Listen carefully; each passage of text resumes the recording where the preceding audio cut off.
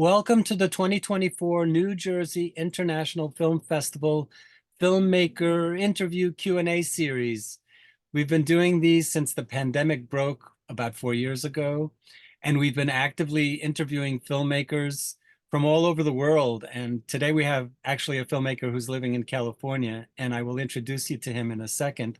But I need to let you know that the New Jersey International Film Festival is celebrating its 29th year, and we'll be showing competition films between May 31st and June 9th on the weekends. Our film festival is a hybrid, which means that the films will be available online on their show date for 24 hours. And there will also be in-person screenings for just about all of the movies that we're screening. The in-person screenings will be taking place at Rutgers University. That's where we're based. And the screening space is a lovely lecture hall, which has been converted for cinema. It seats about 250 people. It's called Voorhees Hall, and it's room 105. It's got soundproofing, stadium seating, a high-definition projection system, a nice sound system as well. And filmmakers always go wow when they come. So it's a nice space to watch movies, and hope you will join us. If you need further information, you go to njfilmfest.com, but stick around at the end of the Q&A and I'll show you how you can buy tickets and how you can navigate the website. Today, we're very lucky to have Jean-Pierre Canner from Los Angeles, California. His wonderful feature film is called Stakes is High, and the fellow behind me is the lead in the film, who's playing a rideshare driver who's trying to make ends meet. He's an out-of-work actor, desperately trying to make a living. And I know, Jean-Pierre, you always mention Taxi Driver as a reference point. So I guess the first question that I ask you is that true? And tell us a little bit more about the genesis of how you ended up making this film. And welcome. Thanks for having me. It's a real pleasure to talk about the film with you. Yeah, I mean, Taxi Driver was a reference. I think the genesis of the film was that I had written a few other scripts, and that was kind of about gentrification in my neighborhood of Silver Lake, because I've lived in the same apartment for since like 2003. Wow. And so I've seen a neighborhood change, and I wrote this script. And I was like, oh, this is going to take some money to make. So I needed to come up with an idea that I could make with very little resources. Mm. And I was listening to the radio, and I heard a program about a group of rideshare drivers that were living in their cars. Mm. Now, I'd known people that had had hard times. I've even lived in a car for about 3 months. Oh my God. And, when I heard that there was a group of people, it made me think that maybe there was something more engineered to these apps than just the actual economic exchange of it, that there might be some social engineering going on, that there were other things happening. And so that kind of led me down the path of investigating it and kind of seeing how the apps work. And when you're making a movie with very little resources, you kind of have to tell a story that aligns with that budget. Mm. And part of the idea was like, anywhere I could park the car is where the location could be. And so then if we got kicked out, we could go park the car somewhere else and film there. Mm. But really, I wanted to explore like what it is. I feel like anybody that works in entertainment or freelance, even if you have savings, you always feel like you're a few moments away, a few bad moments away from being out on the street. Mm. And so I really wanted to capture that feeling that's always present, and how somebody can really go from like being housed to being unhoused. I mean, I absolutely know what that's like, and it's very scary. And I think your film looks like millions of dollars. So low Thank budget you. does not show. It's very professional. I mean, our judges really thought it was a very, very well produced film. The production values were very high. They thought the actors were all terrific. And, I think your lead is just amazing. He's just wonderful. Rahad Coulter Stevenson as Will, who's the fellow behind me. Oh, maybe this way. And he's really, really, you root for him the whole way through the movie, because of all the trials and tribulations that he's going through. And tell me about how you hooked up with him and some of the other leads in your film. Yeah, well, I actually saw Rahad many years ago at a cold reading series. There's actually a theater company group called Naked Angels. I think they're here in Los Angeles, and I think they're also in New York. They do a cold reading series called Tuesdays at 9, where a group of actors come together and a group of writers come together, and they just people kind of cold read the scripts. And so I was at one of those, and I saw Rahad reading, and I just thought he was so at ease and so present. And he stuck out to me compared to everyone else. And then I would see him actually in the neighborhood because he was living in Silver Lake at the time. And we became friends, and it turns out he was like managing a bar that's kind of like the closest bar to me. And then I started DJing there, and we kind of connected that way, and we made a short film called Melody. And when we made this short film, we shot for 3 days, and at the end of that 3 days, we had such a rhythm and such a shorthand. I was like, wow, if we kept going, we'd have a feature film. So Hmm. then that became the driving force for me, knowing like his talent. And he was kind of from the very beginning, before even this script idea existed, he was all in. And Hmm. so I knew that like we were going to, we were both accountable to each other. We were going to take it all the way. Hmm. So that relationship has been kind of developing and present for a very long time. With regard to the other roles, it's like over the years of attending cold reading series or friends readings or seeing other people perform locally, I kind of the main leads of the film were people that I knew Hmm. and that I wrote the parts for. Wow. And again, like kind of strategizing, like, okay, maybe I can only ask them for a day or two of their time because I don't have money to really pay them. Hmm. And so then it was kind of like thinking about, how do I modularly write the script? How do I put these characters in the right situations throughout where we can really see who they are, and it forwards the story.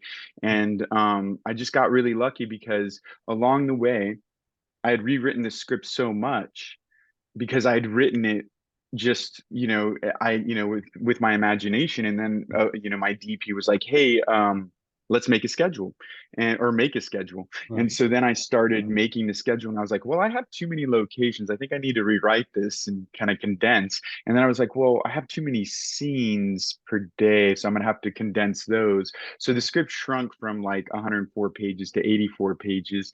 And I kind of was like, I need somebody to read this to make sure that I didn't have any loose ends. Hmm. And I gave it to a friend who is part of the cold reading series.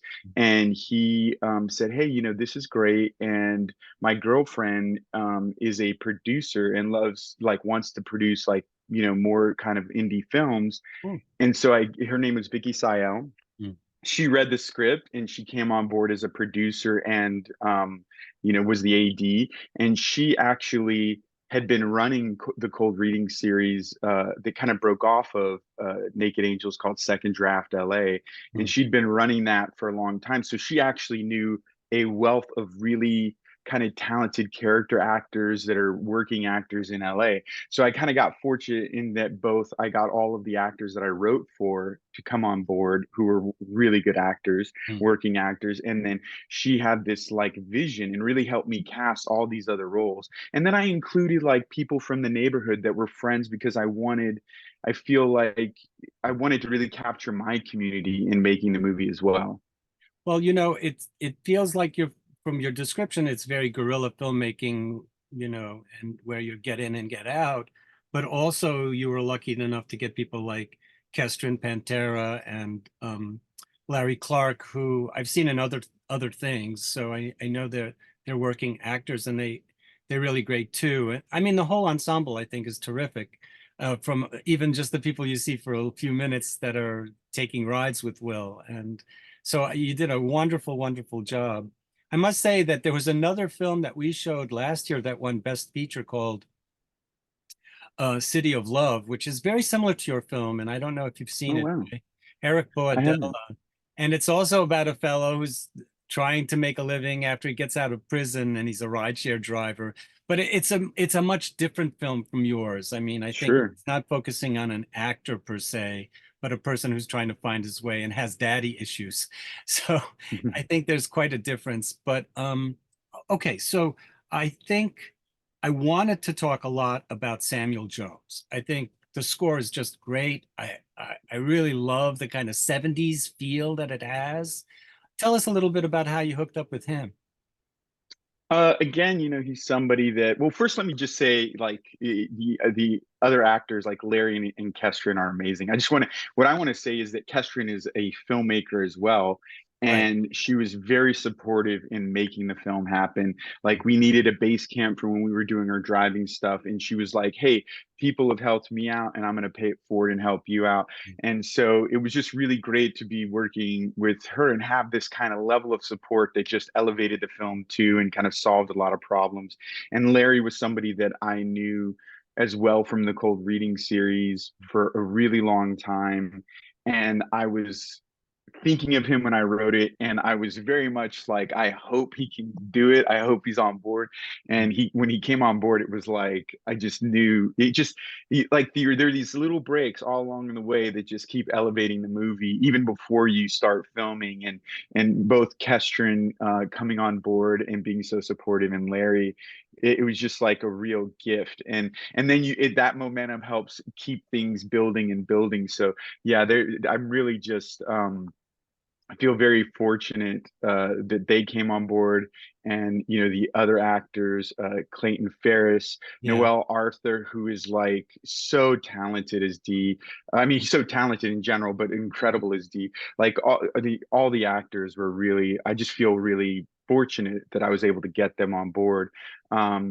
But yeah, Sam Jones is a composer that I've known for a long time. He did some work on my wife's projects. Hmm. My wife, Shaz Bennett, is a writer director, and I had met him through that process. And then he helped me do him. And at the time, he was working with a woman named Alexis. They were partners, and then they kind of split.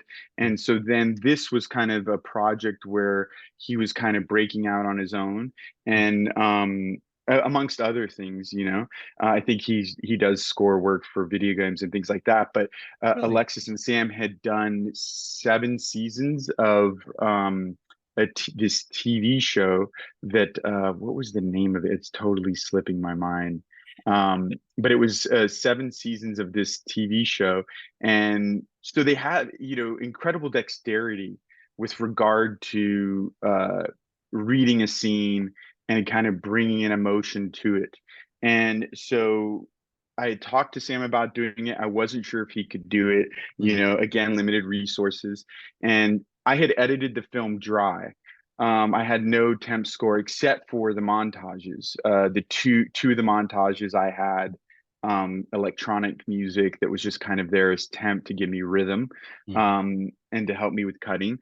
And Sam came in and saw it. He watched it. He came in and we started talking. And I said, "Well, I'm doing something that's very kind of impressionistic. Animal Kingdom. That was the name of the Oh, show. Animal Sorry, Kingdom. Yeah, it's very Animal Kingdom. famous. Yeah. He'd done 7 seasons with Yeah. Alexis on Animal Kingdom. Cool. So sorry about the sidetrack. No Um, problem. but he came in and we talked about it. And I said, "Look, it's very impressionistic, the editing style. It's very kind of French New Wave."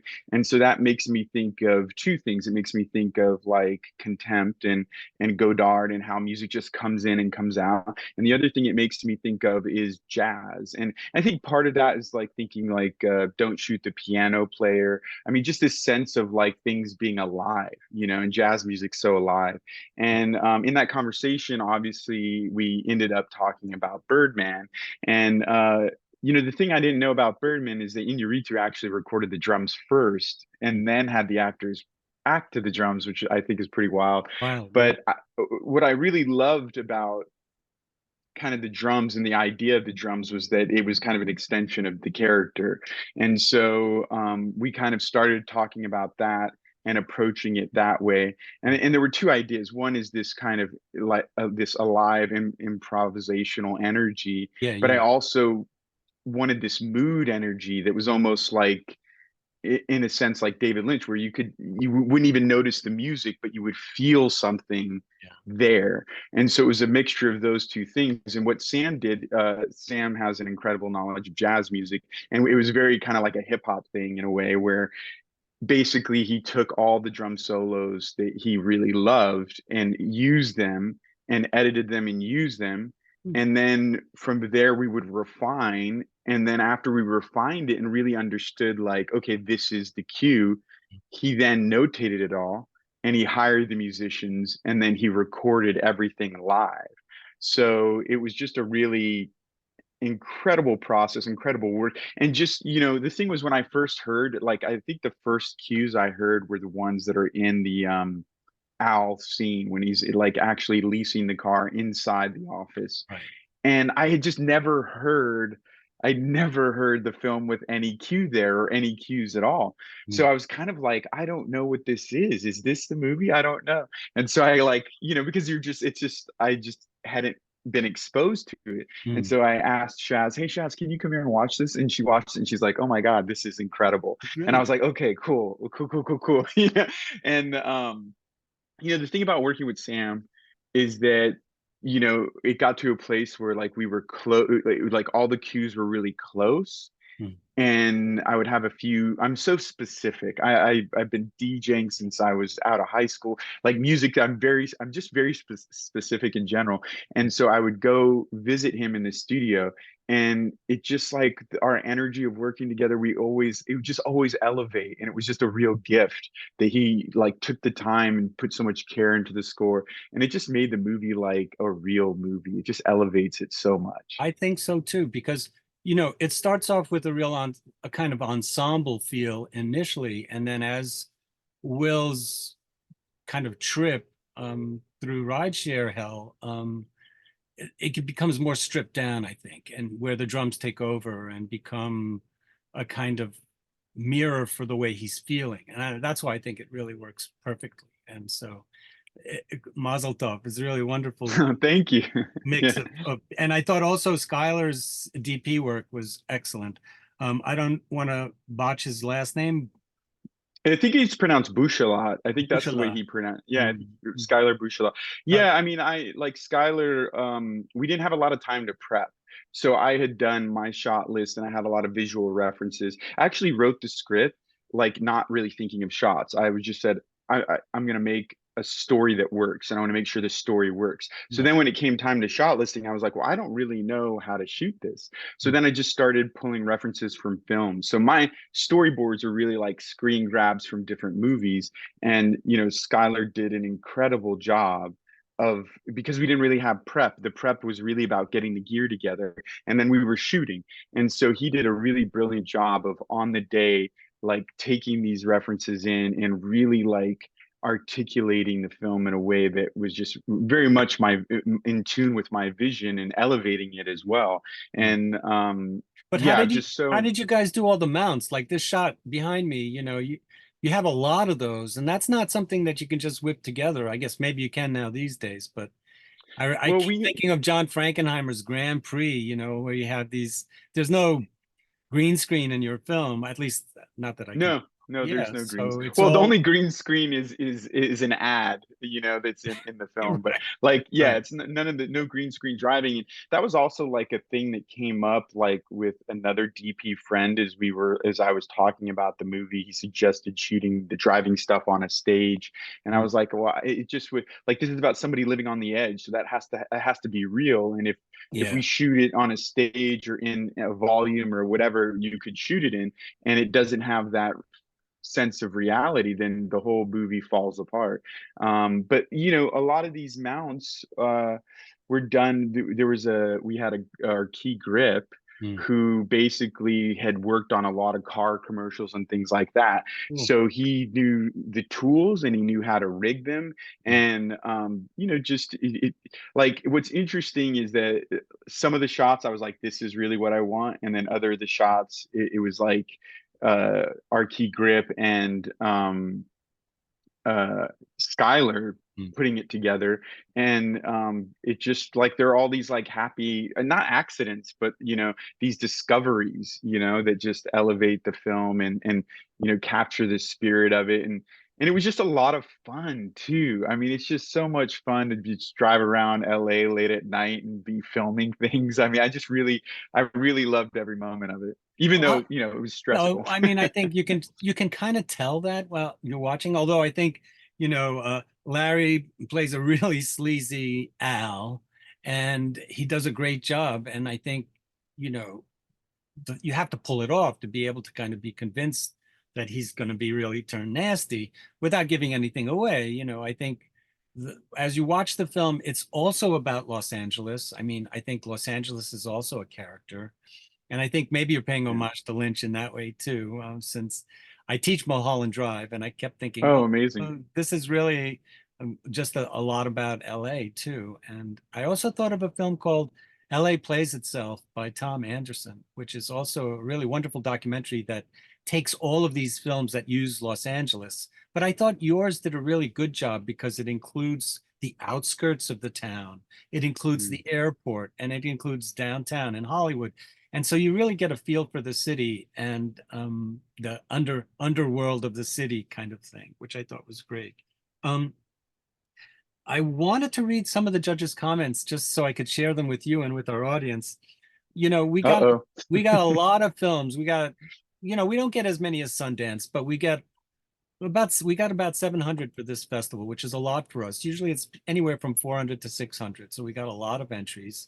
We're only showing 35 of them. And so yours is in great company. We're only showing 5 features, I think.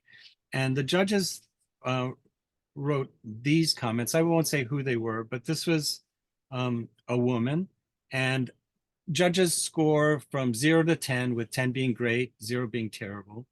And this person, actually, it's a guy, and he gave this film a 9. And he wrote, "This has an interesting story, great acting, funny, and even heartwarming script.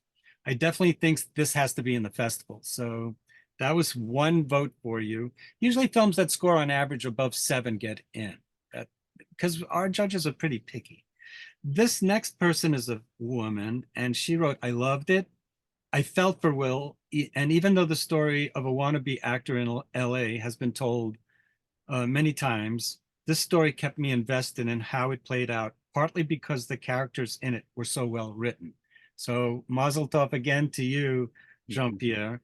And this is another guy. He wrote, "This was a fun watch. And while I definitely felt the script had some flaws," this person thought there were some flaws that could have been cleaned up with another draft or two. "The overall heart of this movie was able to shine through really strong." This is another guy, a well-produced dramedy. The actors were all great, and the story made sense with Will's journey. There's a couple of others, but those were, this fellow gave you an 8. The previous one gave you an 8. The gal gave you a 9, and the other guy gave you a 9. So you can see, we knew we were going to show your film, and you should be very proud because um, the norm is we get a lot of movies. Most of them need to be edited, and a lot of them are by first-time filmmakers. And yet at the same time, yours came above, and that's how we were able to show it. So we're really proud to be able to screen it. I'm going to take the time now to share screen so I can show our audience how to buy tickets and give them a little more information on our festival. So I'm going to do that right now. And so hopefully you can see that, right, Jean-Pierre? This is Yes, absolutely. this is our homepage, and it's njfilmfest.com. The building in the background is the actual university lecture hall where we'll be screening the film, actually the building where the lecture hall is in. And this is Voorhees Hall. So when you get to the homepage, you just click on current events on the left-hand side, or just scroll down to the first slide. And this is normally where everything would be, but unfortunately, because of COVID, we've been screening films online, and we partnered with Eventive. We were one of the first festivals to work with them. I called a couple of my festival director friends, and they said, "Well, we're going to use Eventive." Okay, I said, "All right, we'll do that too." And so we've been using them since 2020, and we've had no issues. It's been a really wonderful relationship. So once you get here, this is just a holding page. You absolutely must click buy tickets, which will open up our festival website to you. And there's 5 buttons that'll appear right away. You should click on all of them just to explore the site. But this is the welcome page, and the welcome page has basic information, sponsors, driving directions. If you're going to be coming to the screening, you can take advantage of free university parking, but you must register your vehicle. So you click on this link and that'll do it for you. It takes a few seconds to do that. And then if you click on schedule, you get just a kind of vanilla version of the schedule with descriptions, and all of the films are broken down by a red line that tells you when they're playing and where. The where is actually up at the top. Almost everything is in Voorhees 105. On the second day, they are in a different room, but it's very close by, and we'll have people steering people to the right location. I didn't even mention when your film is playing, but it's actually our closer for the festival. And that's on Sunday, June 9th. So that's a prestigious spot. And you'll be Yes, playing absolutely. with another film from LA, which is a kind of psychological horror film called Carnivora. It's also a really great film. And you can see both of these films online for 24 hours starting on midnight, Sunday, June 9th. Now, if you're in Jean-Pierre's city, which is Los Angeles, the actual screening will begin Saturday at 9 p.m. because there's a 3-hour time change. So everything time-wise is 12 midnight Eastern time. And so you can start watching it on the West Coast Saturday, June 8th at 9 p.m. up through June 9th at 9 p.m. And if you want to come and hang out with us, it'll be in person at 7 p.m. And again, you keep scrolling down, basic information is there, driving directions and all that stuff. Once you've explored that part, you want to either go back to menu and click on the welcome page, and then click on film guide, and that'll also show you all the films that we're showing. And there's little posters for each one of them, so you can click on Stakes is High and get information that way. And you can click on Select a Showing to buy tickets. You can go back to the menu page and you can click Welcome again and hit Tickets and Screenings. This is where you go to buy tickets. And so you would click on Stakes is High and click on the Pre-Order Now button. And it takes us 30 seconds to register. If you've never come to our festival, you need to register one time because we will send you a link on how to be able to watch the films, because your ticket is good for the in-person screening as well as the online version. So you get the best of both worlds. And yes, we have some crazy people that will watch the film during the day and then come in the evening and watch it on the big screen with us. So once you've explored that, you can go back to the festival site. You want to see everything, you click on Buy Access Pass, and this gives you access to everything. It's about half price off of everything, and it's a really wonderful deal. So if you want to watch a lot of movies, that's another great thing for you to check out. And it's pretty reasonable cost-wise. Each program is $15. So you add it up, it comes out to about $175. Plus there's a concert that's included, which costs $25. And Marissa Nadler is a wonderful person. She's also a filmmaker, and she's an accomplished kind of dream folk, goth folk performer who's been making beautiful music for 20 years. She's coming up to Nashville to do a show after the competition part of the festival is over on June 15th. So please come and join us. We're starting this music concert series because the New Brunswick music scene has kind of died over the last few decades, and we want to try to revive it. So I'm going to stop sharing and say thank you to Jean-Pierre for hanging out with me for half an hour to talk about his terrific film. Don't forget, Stakes is High is going to be our closer on June 9th. That's a Sunday at 7 p.m. Don't miss it. And thanks again for hanging out with us, Jean-Pierre. Thank you so much for having me, and I would love for everyone to come out to the actual screening in the theater so they could experience the 5.1 sound mix. It's really incredible. It's such a great experience, and I'll be there in person, so it'll be very exciting. If you come out, we can chat. Wonderful. That's so great. Thanks so much. Thanks everybody for watching. Have a great day. Thank you.